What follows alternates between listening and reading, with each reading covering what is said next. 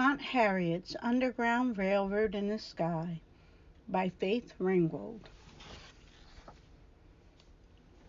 One day, my baby brother Bibi and I were flying among the stars, way, way up, so far up the mountains looked like pieces of rock candy and the oceans like tiny cups of tea. We came across an old ramshackle train in the sky. A tiny woman in a conductor's uniform appeared on the steps of the train and announced the schedule. All aboard, all aboard. Maryland, Delaware, Pennsylvania, New Jersey, New York, Niagara Falls, Canada. All aboard, all aboard. Hundreds of bedraggled men, women, and children filled the sky and boarded the dusty old wooden train. No one spoke. It was like watching a silent movie. Come on, Cassie, Bibi said, jumping on the train. Let's take a ride. Get off that train, Bibi. I'll tell Mommy and Daddy, and you'll be in a world of trouble, I yelled. But the train quickly moved off through the sky and disappeared. Now, all I could see were flashing lights sending a threatening message through a sea of clouds. Go free north or die. Go free north or die. Go free north or die. Bibi, come back. Mommy and Daddy will never forgive me for letting you go, I screamed. The woman conductor's voice came like a soft whisper in my ear. Hello, Cassie. I am Harriet Tubman. People call me Aunt Harriet because I take care of them. During slavery, I carried hundreds of men, women, and children to freedom on the Underground Railroad, and I never lost a passenger. Let me tell you about slavery, Cassie, Aunt Harriet said. We were brought here from Africa, enslaved to work long hours on plantations for no pay.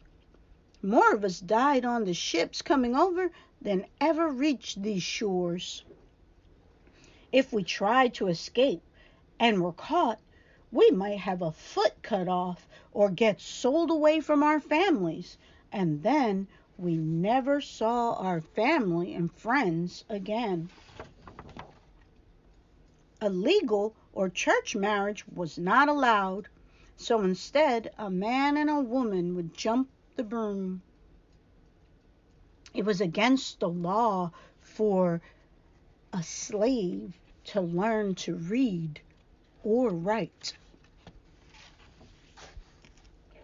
or have a meeting, even to preach the word of God.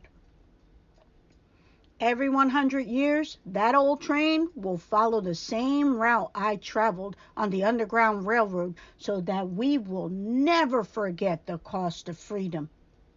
Sometimes the train is a farmer's wagon. Sometimes it's a hearse covered with flowers. Inside, a live slave hides in the coffin. You missed this train, Cassie, but you can follow always one stop behind.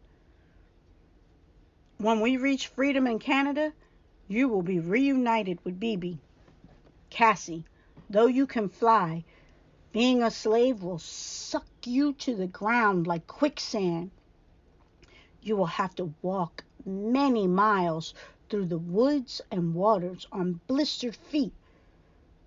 And there will be bounty hunters eager to collect the reward on your head. Follow the North Star. In daylight, look for moss growing on the side of the tree that faces the north.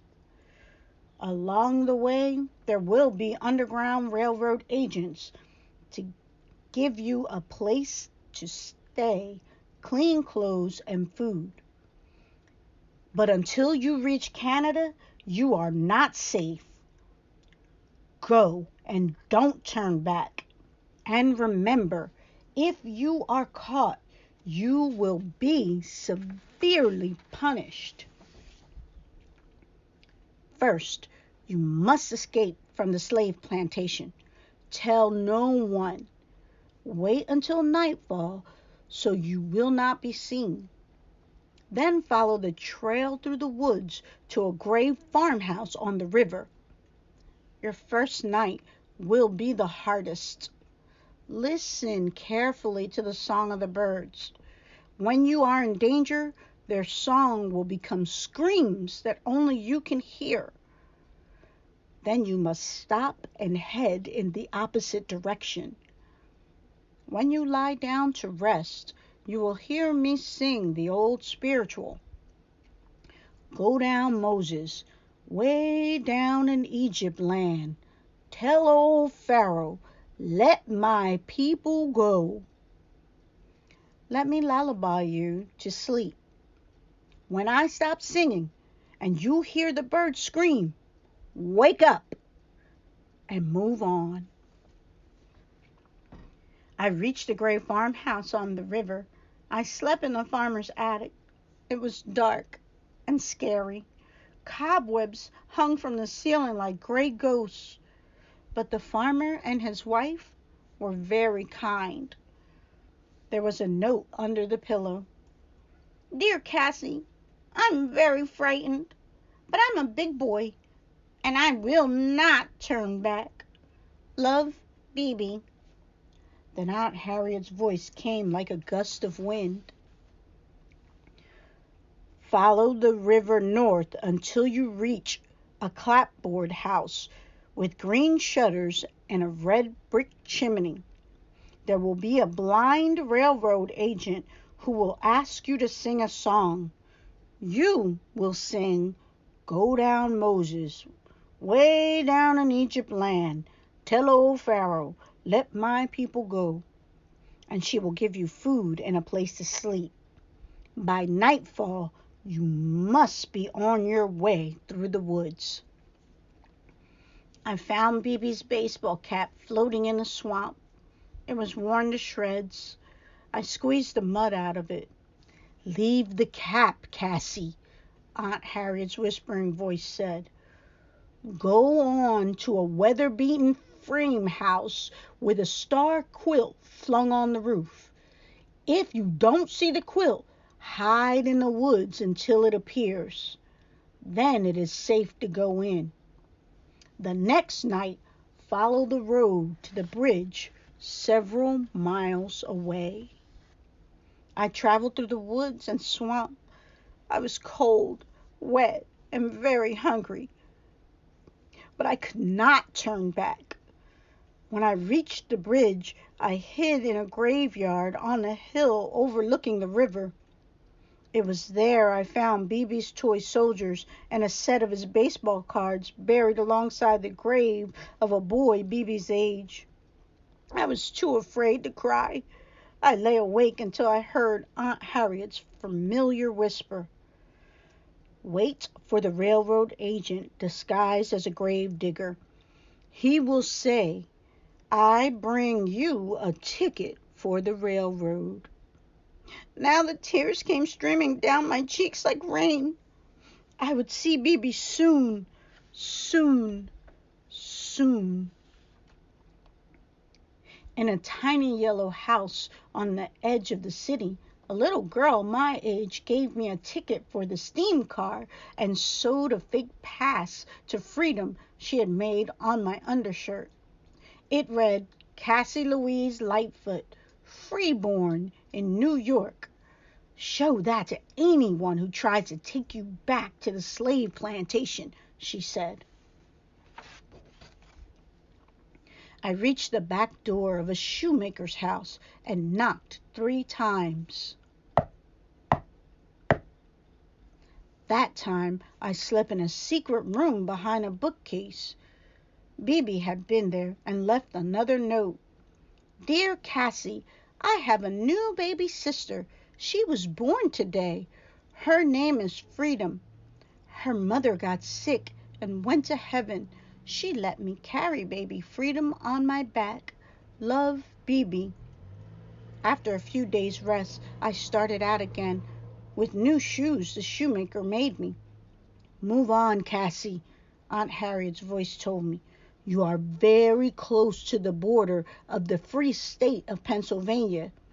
Look for the letter P written on a rock facing north. But still beware of bounty hunters. They can kidnap you at any time. Until you reach Canada, you are not safe. In New York, a bookbinder hid me in a secret compartment he had built into his wagon. In a downpour of rain, he delivered me to a funeral parlor. There was a funeral going on, so no one noticed me. The undertaker gave me a withered rose Bibi left pressed into a book with a note. Dear Cassie, we stayed at the house of a millionaire. He gave Aunt Harriet a bunch of money. We will never be hungry again. Love, Bibi. The undertaker gave me a fresh-cut rose and hid me in a coffin in his hearse and took me to Niagara Falls. Now I was just over the bridge from Canada. Niagara Falls looks like a giant tea party with a billion cups of steaming hot tea being poured to a resounding applause. The steam from the falls formed a soft blanket that lifted me up, up, up above the falls and across the bridge to Canada. I could fly. I was free. I could see Aunt Harriet and Bibi with baby Freedom still tied to his back. The passengers on the Underground Railroad and women were all dressed in white, flying in a huge circle around them. We're free! We have shook the lion's paw! Aunt Harriet yelled in a voice that shot through the air like a joyous bolt of lightning. Go down, Moses, Bibi said, and let my people go, the others sang out. I kissed Bibi over and over. I made him promise he'd never leave me again. I love you, Cassie, but I had to go, Bibi said. Freedom is more important than just staying together. And what's more, I got to ride on the Underground Railroad with Harriet Tubman. Now I know what our great-great-grandparents survived when they were children. That day there was a big feast and a quilt celebrating the 100th anniversary of Harriet Tubman's first flight to freedom hung in the sky. People came to eat, dance, sing, praise to Aunt Harriet for taking us from slavery to freedom and for being the Moses of her people. The end.